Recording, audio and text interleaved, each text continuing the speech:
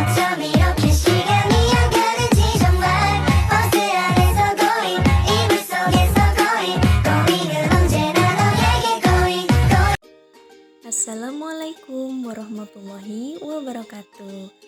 Saya Putri Tristina Dewi Lestari, NPM 5021065, Program Studi Pendidikan Guru Sekolah Dasar, mahasiswi dari Universitas PGRI Silampari.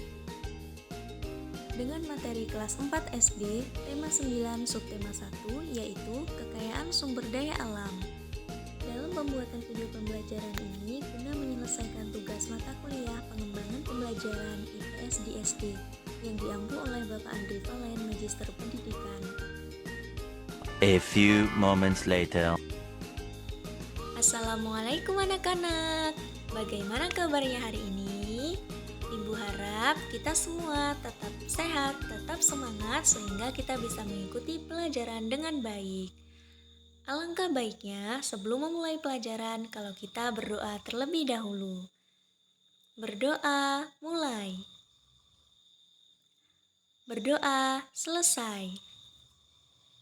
Pada kesempatan kali ini, kita akan membahas tentang kekayaan sumber daya alam. Nah, yang mana kita akan mengetahui tentang apa ya yang dimaksud dengan sumber daya alam.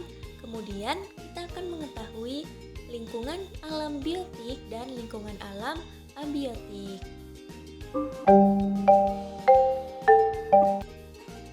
Sebelum kita mengetahui lingkungan biotik dan lingkungan abiotik, sebaiknya kita ketahui terlebih dahulu kira-kira lingkungan itu apa ya?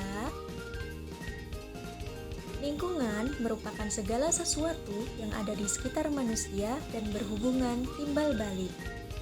Selanjutnya, lingkungan juga merupakan sistem yang merupakan kesatuan ruang antara makhluk hidup dan komponen abiotik lainnya.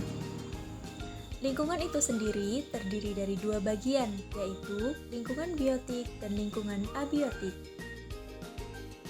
Lingkungan biotik meliputi semua makhluk hidup seperti tumbuhan, hewan, manusia, dan mikroorganisme seperti virus dan bakteri. Selanjutnya, lingkungan abiotik adalah semua benda mati seperti tanah, udara, cairan, iklim, kelembapan, cahaya, suara, dan lain sebagainya.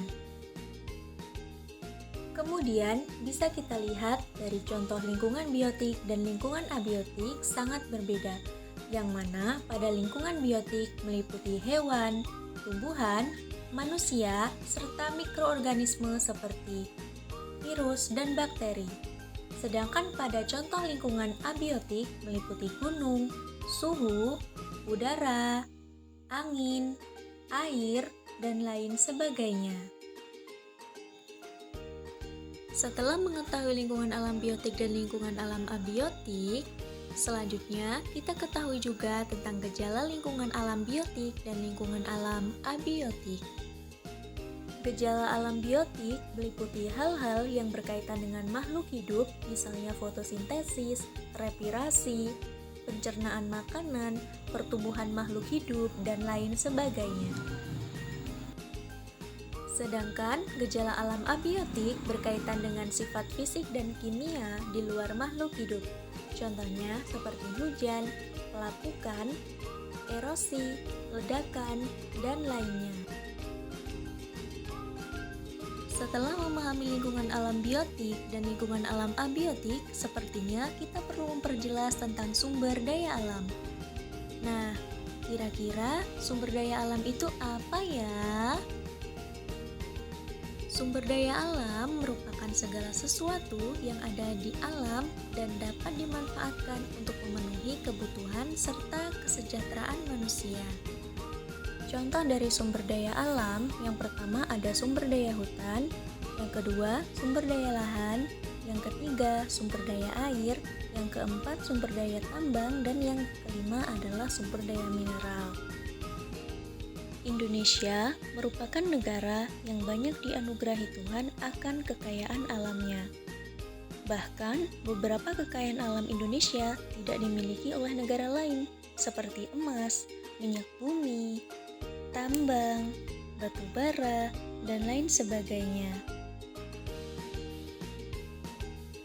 Berdasarkan sifatnya, sumber daya alam dibagi menjadi dua jenis, yaitu sumber daya alam yang dapat diperbaharui dan sumber daya alam yang tidak dapat diperbaharui.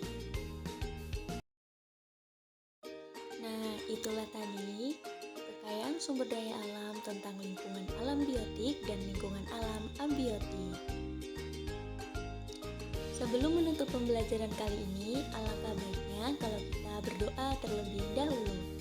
Berdoa, mulai. Berdoa, selesai.